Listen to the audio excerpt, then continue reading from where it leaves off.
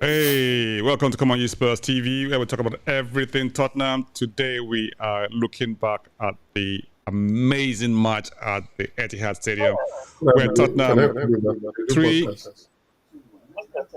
and Man City 3. Gosh, what a match. To review that match with me, I've got 3 guests on the other line. Well, on the other side. You'll meet them in a second. In the meantime, come on you Spurs.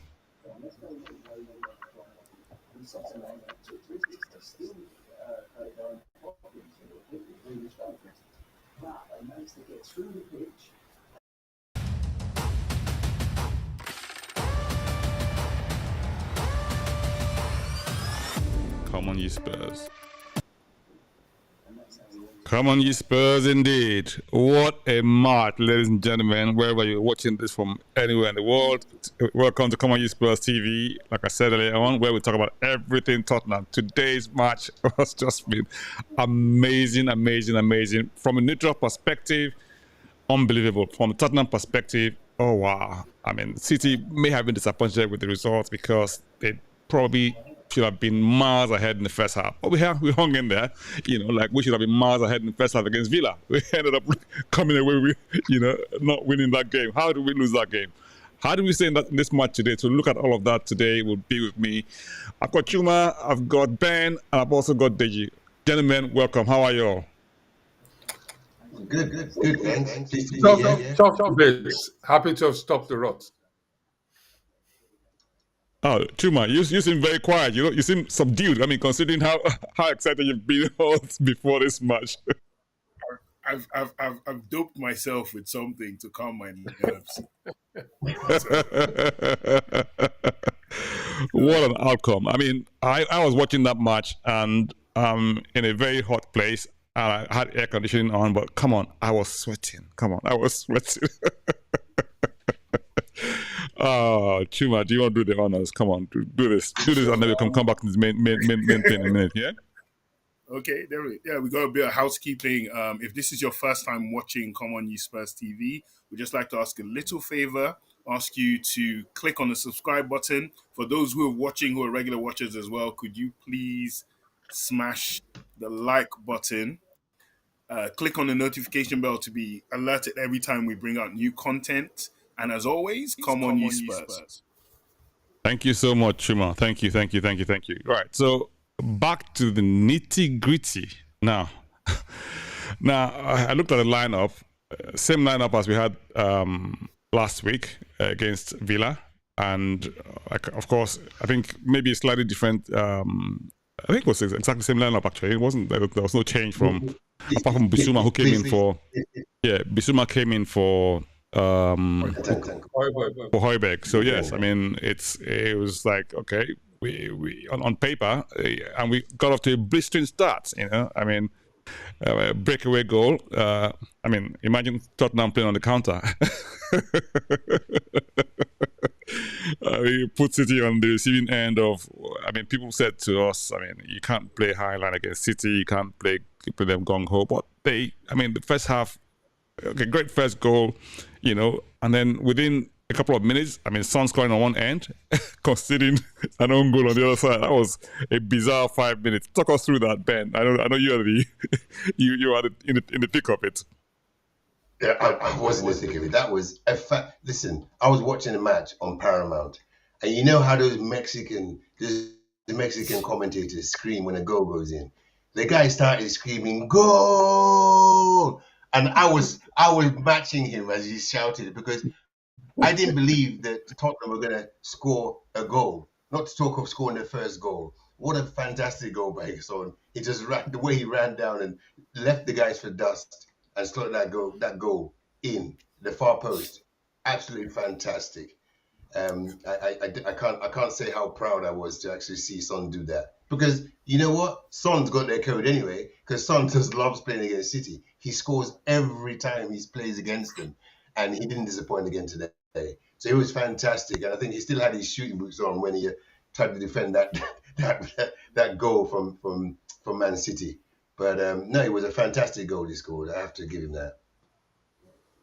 And a bit of luck of what happened. I mean, almost like straight down the other end. I mean, bedlam and deflection. It becomes 1-1. I mean, come on, Deji. How did you feel when that happened? I've heard it said that there's no own goal that's conceded that doesn't actually come out of bad positioning or bad play. That at the end of the day, the defender, as he was in that case, has to have done something wrong. And I looked at it over and over again, thinking, wasn't Son just unlucky here? He thought the ball, I think he thought Bissouma was going to get it, and Bissouma missed it, and it just came onto his leg, and it's just a nervous reflex twitch, and he just swung that left leg for that split second, and it rocketed in. There's nothing Vicario could have done about it. I think it was just unlucky. Perhaps a bit of poor defending by Bissouma, whoever missed the header. But for Son, I think he was just unlucky, and it went in off his leg. Not a lot anybody could do about that. You know, we did the preview, and we had this scoreline. You thought Tottenham would make it 3-2, and I thought it would end up 2-2, right? Because even though it was reluctant, I mean, I'm the most optimistic person on the face of the earth. I own up to that. So especially when it comes to Spurs matters. So you are changing. I know, right? Which is why I mean Chuma came up with his Optimus Primus nickname. Now, so we scored the first goal, and I'm thinking to myself, is this happening again? It's like when you come to City, in my view, right? I always have this quiet confidence that we're going to get something from this game. I don't know why, but today it happened again. But I also have this nerves about it because I know they always score. They always score, So they would always give us a good game. I mean, how did you feel, Chuma?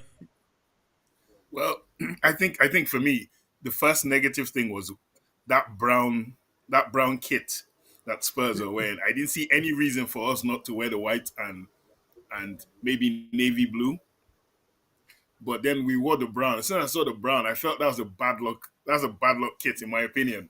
I don't think we played very well wearing that. So that already got me. But I said, in Anja I trust, so no problem. But it was watching the passing as well. Like, we were trying to pass out the back. And I was thinking to myself, this is madness. this is pure madness. Like, trying to pass out against City. And City were in full flow high press today. They came ready. And I was just like, man, this is going to be a very, very long day. And then when he scored that second goal, Foden did, it was just like it was training ground goal. Pass, move. I was like, oh, God. They'll just slice us to ribbons. And it's, I mean, we don't have any words for this because this is real belief. This is faith. This is, you and I told you the Matrix. To me, it's the Matrix moment where Neo, Keanu Reeves' character, he discovers that he's the one, or he starts to feel it. Spurs are feeling it now. I think somewhere along the line we feel it. So, the second goal we conceded, they came on top. They came on top with that second goal, but we're just still there. And we weren't trying to defend. We're trying to play. But they're just so dominating and so dominant. So that's it. Yeah, I mean, I mean, by the time the second goal came, I think we'd been under a bit of pressure. We had they've missed a few sitters on their part. I think there was a chance from Haaland. I thought it wasn't in the net, and it just went wide. There was an opportunity from Doku that came off the bar, underneath the bar, and somebody else hit the bottom post. I thought to myself, oh my goodness, we are riding our luck here. But that's the nature of football, isn't it? If you can ride your luck, and I always say this, I mean, if you get opportunities and you don't take them, you either lose the game or you lose the points. I think that's what happened to City. The same thing, like I said at the beginning of the program, it just happened to us last week. We were on top of Villa. We could have wrapped up that game in next to no time, but we didn't take our chances. Villa, on the other hand, were clinical. And today, I thought we were clinical with the opportunities that we had, and that was the big difference in the scores. Just to let you know that we're getting comments from our viewers. if you want to join us, I will be very, very pleased to hear from you. Jennifer says, "What a game!" I couldn't agree more, Jennifer. Jennifer, it's Mommy Gio. So let's go on me. Jennifer, I mean, what do you have to say to Jennifer, Deji? It was an incredible game. But, we've got to put everything in context. We were trying to play our game against probably the best pressing side in the world. And we were trying to play out from defense against them. So it was difficult. We were also playing with our players who are not the best suited to playing that way. So it was actually a recipe for disaster. It was amazing that we were as lucky as we were. We rode our luck, but we continued to play our game. The other thing is that when we went forward, we were again trying to play through them against one of the best defenses, and we were trying to press against one of the best teams of playing out against the press. And we succeeded many a time in winning that ball off them and getting a front foot. But a lot of the time, they played through us. And of course, they had targeted our right side of defense. And they kept getting the ball across to Doku. And every time that ball went, after some time, Johnson started tracking back. Brendan Johnson, that's what, started tracking back to double up with Poro. And I don't think Doku got the better of us more times than we got the better of him. And at the end of the day, I would like to say he was hooked, but anyway, it looked like he had an injury. But at the end of the day, it wasn't a disaster. And like you said, Soji, you got to ride your luck. You ride your luck, and when you get your chances, you do the business. That's what happened. Absolutely fantastic. I mean, yeah, couldn't agree more. Honestly, wherever you're watching from, keep the comments coming in. We would love to hear from you. If you're watching this live, we would love to hear comments live. If you're watching this as a recording, it would be great to hear from you as well. Now, our setup compared to City's setup, Chuma, do you want to talk us through that? Because I thought that we will set up like our usual selves, whereby we just don't give a quarter, basically. Go on. No, we did very well. I think enormous amount of praise to Vicario, because that young man is like, I think he's growing with every game, because he was positioning and angling himself in a way to receive the ball to always pass out, and I thought that was very brave. Emerson and Davies played. Davies, I think, was very good, but I think, as always, because everyone has an agenda against him, that he should be one of the deadwood or whatnot, whatever word they use, derogatory word they use against him, that he should get out. But he was actually brilliant. Udogie as well ran very well. The problem, I think, was Bissouma, which we said earlier on, and Brian Hill. Not that they were bad players, but I think somehow along the line they were targeted and they kept losing possession, or they tried to make the pass too quick or too slow. And that was the only issue. But in terms of our midfield, Bissouma, Lo Celso, Kulusevski, it was exactly what we did against Villa. And they were quite, in attack, like you said, we were very good. Brian Hill helped. Hockey assisted the first goal. There was a chance where he could have just set Son quickly free, but he delayed. He just delayed, which is similar to what Højbjerg did against Villa, where Højbjerg took that one touch and then Son was offside. If he just done that, and I think physically as well, there's some kind of element there where he's not really up to it. But then this is where Ange Postecoglou, the coach, the manager, comes in. In the second, he saw it. In the second half, he brings on Højbjerg, takes off Brian Hill, brings Brennan Johnson over to the other side to run at Kyle Walker. Because Kyle Walker was having a field day with Brian Hill. And he brings him over, takes Kulusevski back out to the right wing, and that just changed. I think it changed the momentum of the game, the way he changed that system and bringing Højbjerg on. Well, I thought someone said that Mr.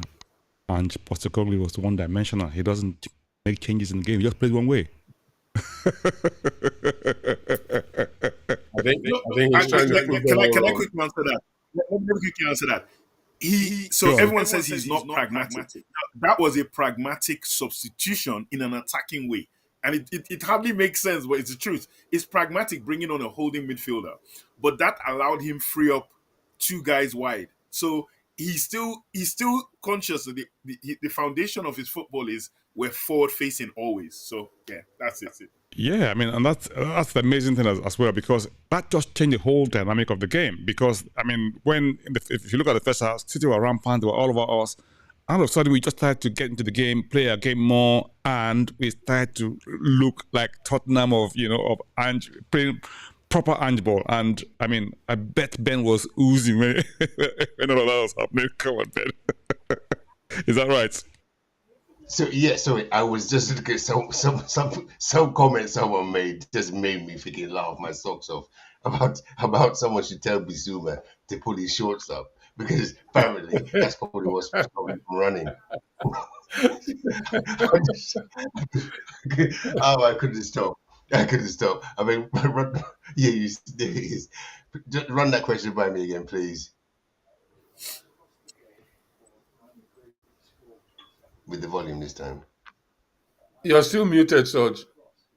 Sorry, I was saying that I bet you were oohing and eyeing the way Tottenham played in the second half after the changes made by Ange, and because earlier on, Chuma had said that we kind of made a change, even though it was a pragmatic change, by bringing on a holding midfielder in place of Hill. It just changed the whole dynamic of the game and even made us a lot more attacking rather than more defensive, if you like, And that was a masterstroke because that sort of changed the whole dynamic of the game from that point forward. And I say that I bet you when that happened, you were oohing and eyeing. I was. I mean, that was the release. See? That was the release. I just knew. The release of the Kraken. The release of the Kraken.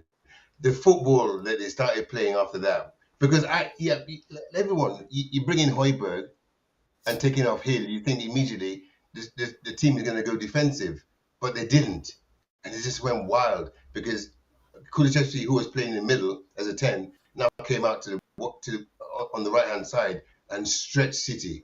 I mean, there was and our boys just ran through the middle. When they beat the press and ran forward, they were running through the middle because these guys were out wide and opened up the game so much that it was just a sight to behold. I was oohing and eyeing. It was phenomenal to see. Brilliant. Angie boy at his best.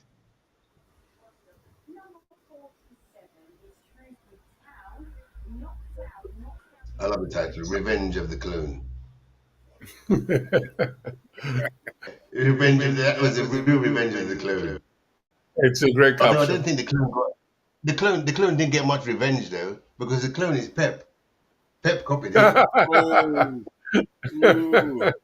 Huge words. Yeah, was out there managing donkeys years ago. This is Ange Ball is original. He's the clone. I love that perspective. You see, Chuma, get your facts right. You see. No. It's fact. But it's I don't know. It's interesting, and then for me, I think this day was just a huge vindication for me because I've been championing Giovanni Lo Celso for years and years. I've been insulted in the form of banter. They insulted me for loving Giovanni Lo Celso and saying the guy can actually play. It's just he hasn't found the coach that will trust him. And for me today, Giovanni Lo Celso, he wasn't particularly great in that first half, but in that second half, when Højbjerg came in, it allowed him go more 8, playing more as a 10. And you saw what happened. As soon as that ball came back, Davies, brilliant header, headed it back. Son, one touch to Lo Celso. Now, Son made that run, and in my mind, I was thinking Lo Celso would feed it back. Knowing Lo Celso, he loves playing through balls. So I said, he's going to feed it back to Son in space. And he just took it and he curled it round. And I was like, this is going in. And he went in and I was so happy for him. And then when Ange made the substitution, I was fuming. But I've noticed that Lo Celso is running out of gas in the about 70th minute every game. So I think he's not really there. So I think Ange realized that this guy is going to run out of gas and he will still be trying too hard and he'll lose the ball. And brought on Skip. And Skip had a very good game. If you really look at it in terms of what Skip was doing, his cameo was really good and he led to that third goal. But we'll talk about City's own goal first, which was our friend Yves Bissouma just lost his mind, I think, and Yeah, his shorts got in the way, his socks, everything got in that way, and he just lost his mind. I think he won't get telling off. I think Bissouma will be critical of his own game, and I think he would know he messed up. You know the funny thing about that. What led to that goal, right? Which was Bissouma's trying to be clever, was exactly what Skip did to get out of the similar situation to lead to our own equalizer. Exactly. So That's true. it's fine margins, you know. You get it right, you are a hero. You get it wrong, you are stupid, you know. Exactly. So I think that's exactly what's I mean, you know. But hey, If I can just chip in there, you're absolutely right, because this is what Ange himself says. He says, I want you to play. If you play and you overplay and lose the ball, it's on me. That's what I want you to do. Bissouma had 3 City players around him. If he got out there, we were on them. It's exactly what happened with Skippy, and Skippy got out, and that's how we scored. So, and then if you also look at it, sorry to interrupt you, Deji. If you also look at it as well, that's exactly what Brian Hill did to get out of that situation to free Kulusevski in first half. So it's like those things work in your favor if you take an attacking mindset all of the time, and you need those sort of players to do those things. And I'm not even. I was going to be critical about saying, "Oh, Bissouma just messed up" and all that stuff. But I thought to myself, "Hang on, that's what he's been asked to do. You know, if it works, fantastic. It didn't work today. Not a great deal." And I love the way that Ange at the end, Ange actually pulled him aside. I don't know if you saw that, and he was actually saying to him, "Don't worry about it. Don't worry about it. You know, just keep." I saw that. I thought, yeah, that was real good man management. You know. Yeah, I didn't notice that, but it's absolutely his philosophy, and it's good that you pointed out what Hill had done. I didn't even notice that. That's what it is. You just got to play in those positions. You suck them in, and once you get out, you've got an overload. Just by definition, you've got an overload because you've taken 3 players out of the game. One good ball takes another few, and you're literally one-on-one with the defense. It's high risk, but it's high reward. That's Ange. I love that. This is it. So high risk, high reward. I mean, and that's exactly what we've been talking about. And I think from a Tottenham perspective, we needed not to have lost that game. You know, from a mental balance perspective, from a motivational perspective, from, you know, just sort of keeping that belief up. You know, it was just important for us to have kept in the game and ensure that, look, whatever happens, you know that Ange ball is you know, and I love the way we kind of just hung in there today and just came up with the goal. I mean, the third goal, okay, fine, we know what happened, Bissouma. Now, it doesn't change the fact that there's still something off about him, though, because if you look at it, like you said earlier on Chuma, you know, in terms of his all-round game, you know, Bissouma had this aura about him that he could just bust that middle, you know. And you were saying earlier on that maybe because he didn't have Maddison with him, that may have affected his confidence, that may have affected his ability to sort of take the ball out and feel that, okay, he's got somebody else to release the ball to, you know. Maybe that was the case. You said maybe from the fact that he got a red card at since Luton, he hasn't quite been himself totally, you know. And I guess that will come back. When we do get him back, I mean, I think that will be fantastic. I know every team has a squad, right? And you hear all sorts of arguments for and against how our squad has been depleted. The arguments for are that, look, okay, fine, it's a squad game. You've got to use the resources that you have at your disposal, and whatever those resources are, deploy them as best as you can, and don't go complaining that, oh, we've got injuries, because every club has injuries, you know, so they've got to manage it the best way that they can, right? You have the other side who say to you, hang on, if the board, i.e. Levy, right, had spent money on improving the quality of the squad we had, right, we wouldn't be in this position whereby we lose 11 players and then we don't have a big enough squad to cope with those injuries. And they point to examples like when, Liverpool had injuries, last year. It probably had affected them. Okay, fine. They didn't quite make the top 4 as a result of it. Newcastle at the moment have a lot of injuries as well. They had lots of players out, but they're still managing to put out a good team, And according to critics, if you like, say that they're able to do that because they've got a better depth in squad. But the other argument was that we don't have sovereign wealth money, like Newcastle have, and maybe the counter argument is that Mr. Levi always goes for the cheaper option and always an option that doesn't involve spending a lot of money. On the other hand, they're also saying that, we've got an academy, we can't, trying the academy players, okay, bring on Donnelly, bring on Dorrington, but they're academy players, but they're not good enough. So it's always this balancing act scenario, and I know that you have a view on that. I know you also have a view on that, Deji. Let's take Deji's view first, because I know he's going to go on. No, to be perfectly honest, we are early days yet. Ange has just joined. He's had one window, a summer window, but just one window. It's going to take a while to get the kind of players he wants in and the kind of balance in the squad that he desires. With the best will in the world, and like you say, we don't have sovereign wealth money. I think we've done well with our transfers over the last couple of windows. Ever since the Italian Maverick came in and brought Betancourt and Porro and Kulu, we've done well. We've recruited very well. Johnson looks like he's going to be a brilliant recruit. Bissouma is excellent. So we've got to give it time. And Van de Ven, by the way. So and Matters. The best of the whole lot is Maddison. And Van de Ven. Yes, exactly. No, we've recruited very well. After the debacle of Lo Celso, Lo Celso is coming good now, but Fatso, after what's his name? Ndombele. Ndombele.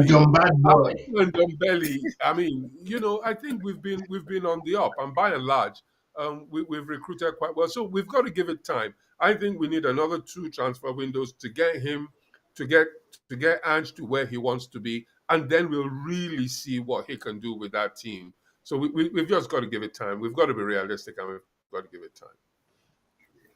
It's frightening, actually. It's frightening to imagine what Ange will do with the full team. Because from what I've seen tonight, he's doing a great job, because we've got a squad now. Because we've got 11 players out, but these guys did a damn great job. Can you imagine what we would have done with everybody else back in? So no, I'm happy. I'm enjoying the smell from this cooking. Good. Chuma, I was waiting for your perspective. Sorry, I'm just reading a comment saying Chuma is now championing Ben Davies. Have I ever stopped championing Ben Davies is the actual question. So whoever wrote that, have I ever stopped championing him? All I said was I don't think he belongs in a back 4. He's better in a back 3 or playing as a left back. But no, I completely agree with what Deji said about the squad and needing at least 2 windows. I would say 2 summer windows, and it would be great if we continue in the same trajectory we're on. But to add to your point, Soji, about the squad, even if we had 25 world-class players, how can you play 11? So that's where the problem comes up, is where you have superstars sitting on your bench. So the bunch of people that want us to get a whole squad of killers. Killers do not want to sit on the bench. They want to play. So you'd have problems with dissension. And then you now have these 25 players. What are the odds that if we bought 2 centre-backs, let's say we bought Van de Ven and we bought Tapsoba, if both of them have gotten injured, would still be back at the same position. So there was no accounting for the injuries that we've suffered, nor the suspensions. These things happen in the season. And like everyone said, Ange, for me, we only played literally 2 major preseason games. That game against the Port Sailors, or whatever they call themselves. They're not exactly That wasn't exactly a game. He's only had a short preseason while the rest of them were playing each other, Premier League, getting accustomed to everything else. And I think he's done incredibly well. And if you give Ange the tools, I mean, all he's showing us is give me the tools, give me the time, and I will move your club forward.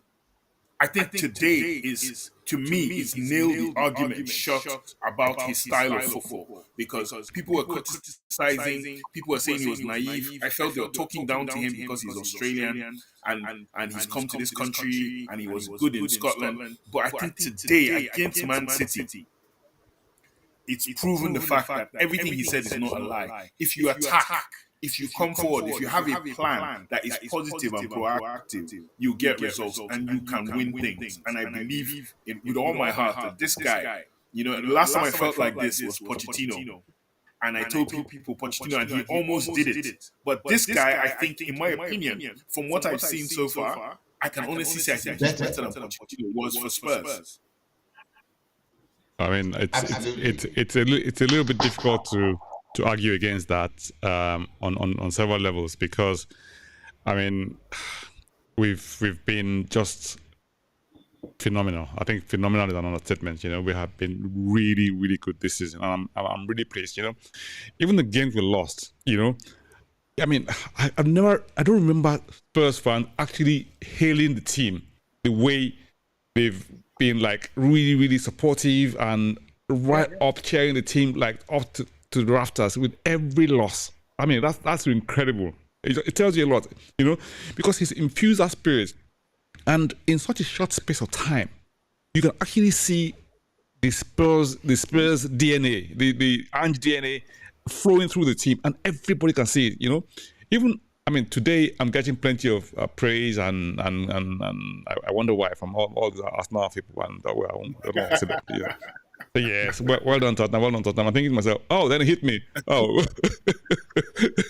Okay, that sort of burst City's bubble, and that sort of protected their lead at the top of the table. But hey, like we said at the beginning of this program, remember the story of the elephant who went up the tree? I mean, that's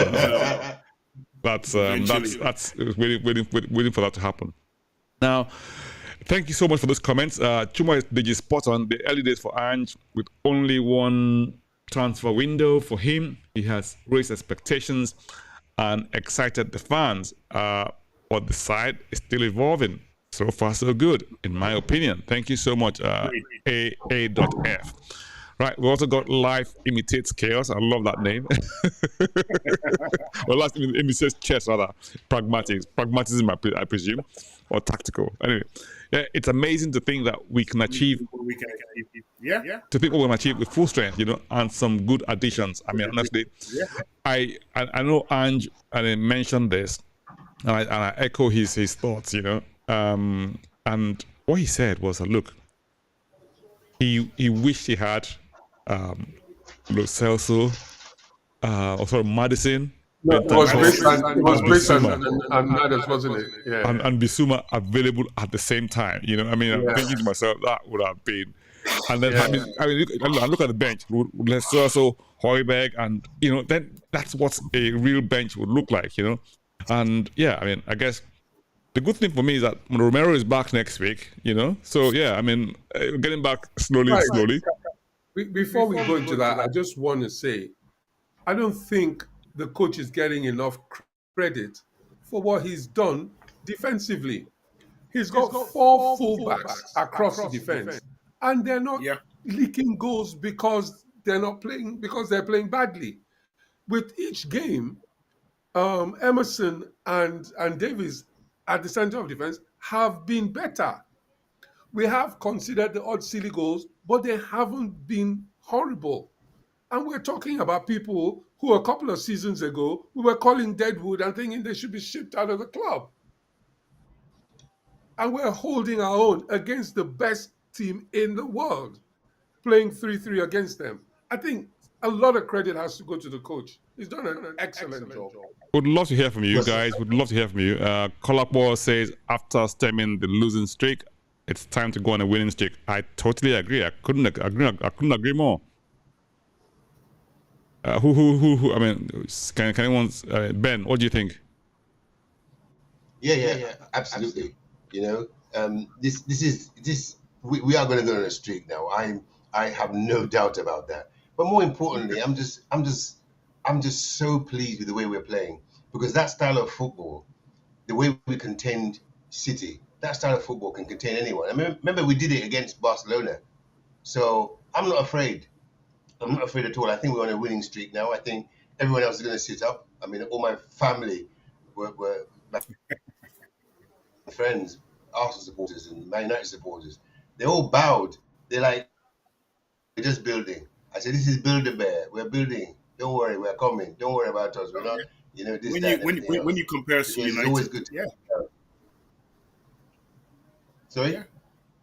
No, I said when you compare us to teams like United, whose projects started earlier than ours, the only team I can see that I really enjoy what they're doing is Newcastle, and it's a similar vein to Yeah. Ange in the fact that they are very brave, they are very forward thinking, they don't have any fear. Today, I think someone put it up on Twitter. The guy said it's about bravery. Spurs players are embracing bravery because it Yeah. takes a great deal of courage to come to the Etihad and try. Like, it's easy for us to contain and then play out, and we've done that for 2 years running or 3 years now, where we've played counter-attacking football. We got a couple of results last year. We got spanked, but we almost pulled out a result last year as well. But to actually say no, we're going to try and play front foot football. We're going to go toe to toe against City. Yes, City missed some chances, but the mindset to do this thing that we're doing right now, it's not one player believing. It's every player believes that, yeah, we can get something. And I think this match, going into the West Ham match, and especially, I'm loving the fact is West Ham I'm loving the fact is West Ham on Thursday. And usually I don't like the West Ham game, but I will watch that game with A header. no pressure at all. Is it West Ham at our place? It's West Ham, West Ham at the Tottenham Hotspur Stadium. And Okay. for me, I'm looking at these guys and I'm thinking, this is the turning point. With Pochettino, like we said earlier on, and I don't like hopping back to him, but it was that game against Aston Villa in his first season. There was a game against Villa where he literally, I think, dropped Kabul, he dropped the old boys, and he just went for it, and we ended up sneaking a 2-1 with Harry Kane's deflected free kick. But it was the way we were playing in that match that set the tone. This game against City today, everybody and their uncle told me City will wipe the floor with you guys properly.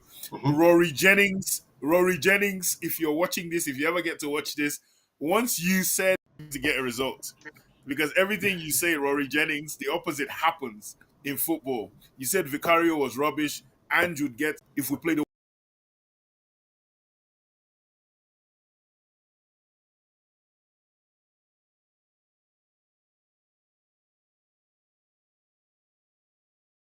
Today.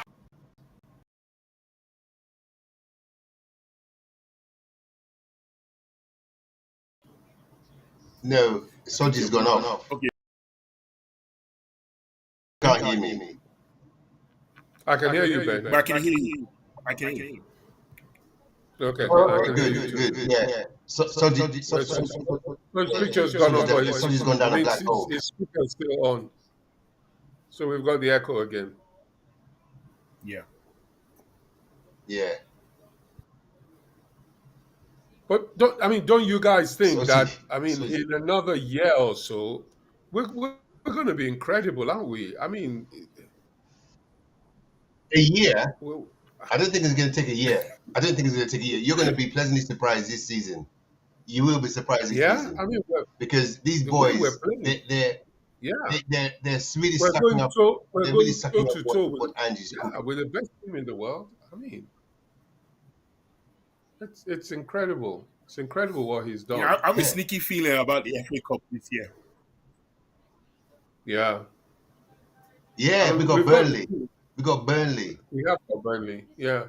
And what? Arsenal plays City or Arsenal something? have got Liverpool, so they get They've rid. got Liverpool. Yeah, so they're one not- of our enemies gets knocked out. That's one cup gone. Yeah. Yeah. So that should be good. We've got Burnley. I mean, that should be a win. Then we take it from there. Welcome back, Sarge. Talk about technical difficulties. Now, I mean, while I was away, I was listening to everything you guys were saying, and I was going to say that just to maybe sort of divert a little bit and say to all those who are watching us online and leaving comments, if you want to go through the comments one by one, if you don't mind. Let's take a comment from AF. He says, Arsenal are like Humpty Dumpty. They will soon have a great fall, eh? I'm looking forward to it. Do you want to take the next one, Deji? I can't. Okay, right. David Clark. Oh, good old David is back. So proud of the Spurs team today. All right, the 3 goals were considered were like the 3 goals we considered were like a circus. But the attacking was quality, I thought. I thought Lo Celso and Kulu were both the best players. Wasn't impressed with Udogie. Yeah. I thought he did all right. Yeah, and then next one. David again. Every time Royal was given the ball, got my defibrillator out. And sorry, Davis, for an experienced defender was shocking. I'm sorry, Davis, for an experienced defender was shocking. That goal, where our defenders held the line to see Davis drop back in woeful. Drop back in was woeful, yeah. Okay. And then finally, we've got Dave Clark again. I told Spurs fans that Johnson had the ability when his 90 minutes fitness improves. He will show his worth. He was fantastic, wasn't he, for that cross? He actually ran past one of the fastest defenders in the world, and he put in a brilliant cross. Absolutely fantastic. It was really good. That was. At the end, I think someone was saying that Kulu doesn't score that many headers, but that header was spot on, you know? It was spot on, you know. I mean, okay, we had a bit of luck. It bounced off Arcade's back, but hey, that's what it's all about, you know. You've got to be there to take the chance in the first place. I think it came off Kulu's head onto Kulu's shoulder. And no, you went onto Arcade's shoulder, you know, and then it bounced off into the net. But hey, cool attack. Cool attack, exactly. That's the key. That's the key for that goal, you know. And I mean, I thought even at 4-3, I saw that 3-3. I thought we had a chance to nick it as well, you know. I mean, absolutely great match. So should we do a quick roundup of the what might call player ratings? Let's start with Vicario. Deji, Vicario marks out of 10. Vicario, I thought was excellent. He made one mistake which could have cost the goal, but he saved it himself. Otherwise, I don't think he put a foot wrong. I'll give him an 8 out of 10. So did you carry 8? Ben, what do you think? I'll give him an 8 as well. I agree totally with what Deji said. It was immense, immaculate. He's a brilliant keeper. He's growing. He keeps growing every match. It's a freaking asset. Hugo who? Well, I think that's went out of the equation a long while ago. Chuma, Vicario. Yeah, I'll say the same about him. He makes even a makeshift back four very confident, and I liked his distribution as well. I liked the way he opened himself to receive passes, even while 2-3 players are bearing down. He still had the calmness of mind to make it. And I was so impressed. So I give him the 8 as well. Very well deserved 8. Incredible. Now, I mean, so I saw 2 sides of Vicario. Well, I won't say I saw 2 sides of Vicario. I mean, the one side which is his confidence, you know, and his obviously ball stopping ability. There's one particular save that he made from Alvarez. I thought that was an absolutely stunner of his save, right? But he had one time when he passed the ball to a City player, you know, but he still had the presence of mind to sort of ensure that that ball didn't go, which for me was really, really pleasing. Before we go to Pedro Porro, Dave Clark says that the biggest surprise was Ant taking Lo Celso off when he was our best player, right? And Chuma explained that earlier on, which essentially said, look, I mean, ultimately it was clear that Lo Celso was flagging, right? Even though, like he said, I mean, he's probably one of our best players today. You know, what I thought Kulu was absolutely exceptional today. But we'll come to Kulu in a minute. Right. Chuma. Yeah. I would give Vicario an 8 as well. So we're absolutely fantastic in my view. You know. Okay, Dave says I'm Vicario's biggest fan, but sorry today he was in nervous wreck. I'm not surprised with that clown roar next to him. 6.5. I like this joke, but I like this joke. I like that he needed to say that about Vicario to get his joke in. So I applaud the joke, but Vicario was speaking outstanding. It looks like everyone disagrees with you today, people. Hey, listen, this is why we have very, very different opinions, and this is why this spot. I mean, not everyone can agree and be on the same page. So hey, there you go. Thanks very much, Dave, for the compliment. So for the comments, we really appreciate your contribution. We love you to bits, David. Right. Next up, Pedro Porro. Do you want to take that, Chuma? For me, I really I read the comments leading up to this game by Pedro Porro, where he said how surprised he was at how fast and what's the word? He said they all looked like they were on motorbikes. On their motorbikes. So that's that League of Gladiators that Mr. Gamble talks about. So and he had to and the guy and I love everything he says is very progressive, and it shows someone who is aware of how he needs to develop himself. He hasn't arrived, and the guy knuckled down to work. So for me, I think even in this game as well, he inverted very well into midfield. Brennan Johnson helped him out a lot because it's exactly what Deji said. Doku didn't really kill him. Like, you know, I was thinking, oh God, this Doku guy will rinse the heck out of whoever is playing right back or however they play. But he was quite good. And in midfield, in touching that ball, there's something about Porro in midfield. He's a very creative guy as well. He knows how to one touch or two touch, calm the ball down. So I'd give him a 7 or 7.5, but not more than that. But like a 7. He was good, very good, but it wasn't like the most outstanding game he's ever had for Spurs. But we didn't need outstanding. We needed people who could work. So I'd say I'd give him a 7.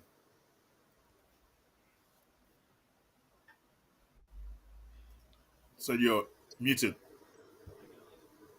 Your mic's on. Yeah, Ben, what would you give Yeah, I agree. Yeah, I agree with what Chuma said. Porro,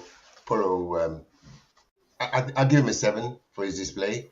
And I think I'll give most of the players, you're going to see that, most of the players will give a 7 because like Chuma said, the team played as a team. For me, that was what I enjoyed. No one stood out to me. I wouldn't say, oh, that guy was like, you know, the time we had Bissouma. It's only Kulu for me. Sorry? Kulu did stand out. I mean, he's going to get more. That's a different case. But to me, the whole team played together as one. So I'll give him a 7.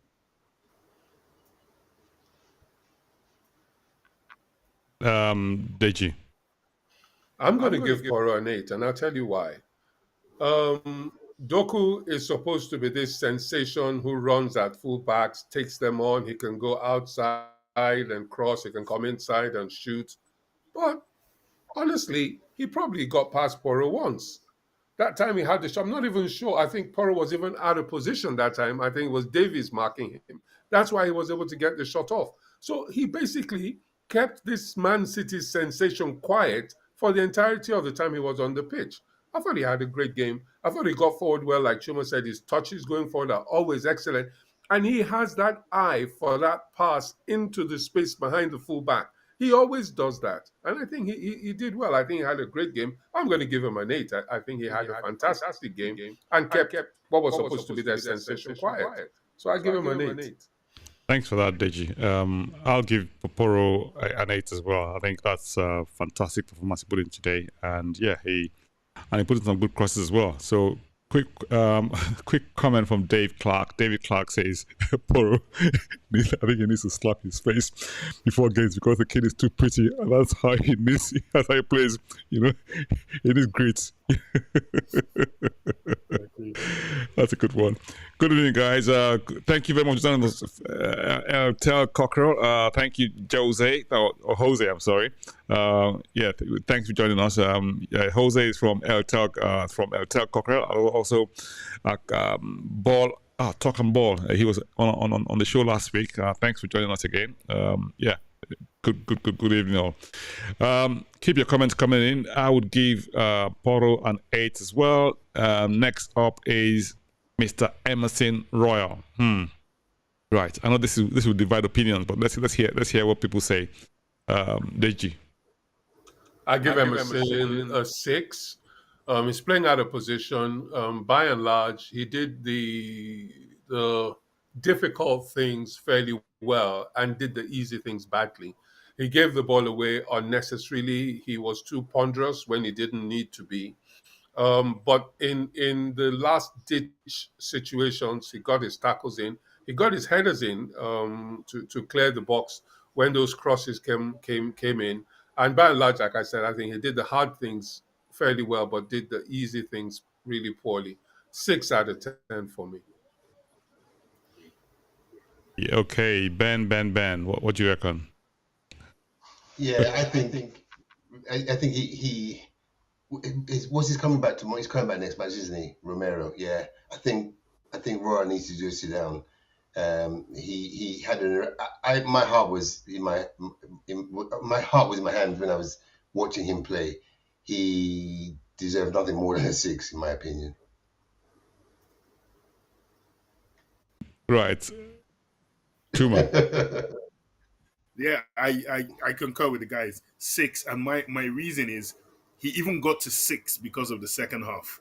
In that first half, he was a lousy 3, and he didn't know what he was doing in that first half. And he also had this habit of turning back and passing back to Vicario when I felt there was an opportunity to spread play or at least keep it in one area and play out. He kept turning back, and that was the first half. But the second half, I think either someone had a word, and I think Ange must have told him, you have to be more positive, and that's what upped him to that 6. If it was based on the first half performance, he was a 3 at best, or 4 maybe.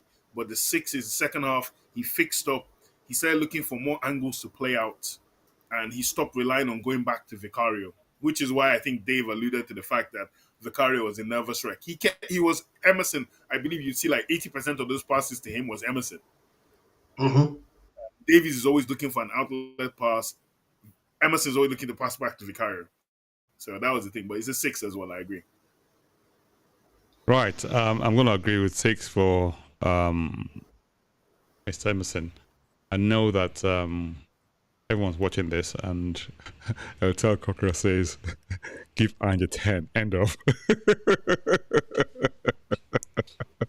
I guess that sums it up, doesn't it? Right. So Royal says, Dave says, Royal 3. It stands out, but for the wrong reasons. I want to see Brazilian passport. Brazilian? Oh my goodness. David. Passport, Brazilian. Get off Royal's back, will you? He's Brazilian. Yeah. Romero's back for West Ham, and Elgato Cocker gives Royal a 6 as well. Right. So let's move on to Ben Davis. Ben Davis, Chuma, do you want to take that? I'll give David. It was Davis' header that led to Son assisting the Celso. I felt Davis was solid, but not great. So he's above Emerson, but he's not a 7 in my opinion. And he didn't need to be because the team needed to work around to help him. So he's like a 6.5 because he put in a very good shift. And he may have been out of position once or twice, but Davis gives you 6.5, 7. He's a 6.5, 7 guy generally. So I can't give him the 7, but I'll give him 6.5, 6.5. I think better than Emerson, and the team helped him. But he came out when he needed to, and that header to steal the ball away that created the goal was excellent. So 6.5. Beautiful. Right. Deji. 100%, 6.5. I just want to point out that that header, as well as I think it was a little dribble, that header for our second goal and the little dribble on the halfway line to set up the third goal opportunity is Ange ball again at its very best. Our guys complain about that high line, but you don't get to score goals like that if you don't play that high line. Don't do the If you're high- defending yeah. deep, you don't win the ball in those positions and get on top of the other side and score those goals. So I hope these guys, the guys who don't get it and who just think that, and if we're playing against lesser opposition today, we'd have won because we played that way.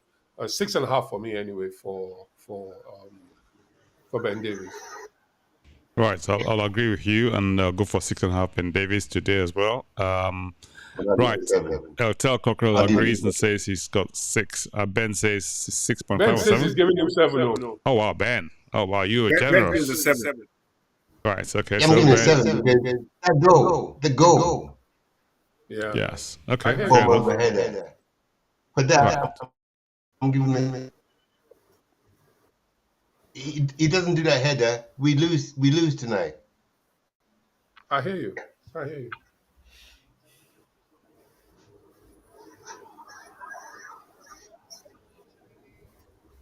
Soji's talking to himself again. So do you Next up mind? is Destiny Udogie. Sorry, Chuma. Udogie got, so I would give Udogie, I'd actually give Udogie, like, some people might say they didn't see him in the game, but that's because I think his standards are so high that when you don't see him, you don't see that he's actually working. And if you notice, everything tried to come through Poro's wing as opposed to his side. They kept on coming central. And he got a yellow card as well. And if you remember, last time he got the yellow card was Chelsea, and we're like, oh, this guy, calm down, and he got the red. But for him to have the discipline to control his game, I give him a 7. I give Udogie, it's one of those 7s where you don't notice exactly what he's doing, but he's doing enough. He's coming into midfield, creating the numbers, and running in as well. But we just didn't notice it because we're used to him being so dynamic when Maddison is around. But it was a good 7. He's just a stable 7, a team working 7 for me. So that's what I think. Okay, Ben. Yeah, I saw all the good work he was doing. Some people are so I know with his play they even misspelled his name, but I think he was okay. He had an okay game. Just as Chuma said, he wasn't too bad. I'll give him a 7. He steadied the ship on that side. They were attacking like mad. So yeah, I think it was great. And Eltel was asking whether I'm cold. But no, I'm not cold. I just felt getting up tonight. Deji Udogie. 6.5 for me. I don't think Destiny had one of his better games. He was sound defensively, even though I thought Phil got past him. Phil Foden got past him once or twice, but he was solid defensively. Not a great attacking display that we've come to expect from him. I think he himself will feel that he didn't have one of his greatest games. I'll give him 6.5. Well,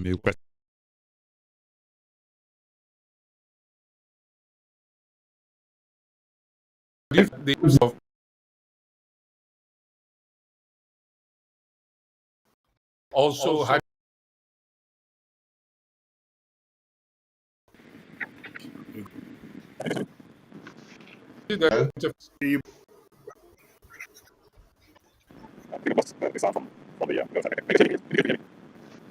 Down.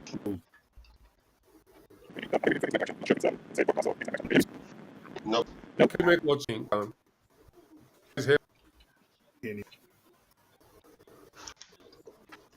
Everybody heard me? Yeah,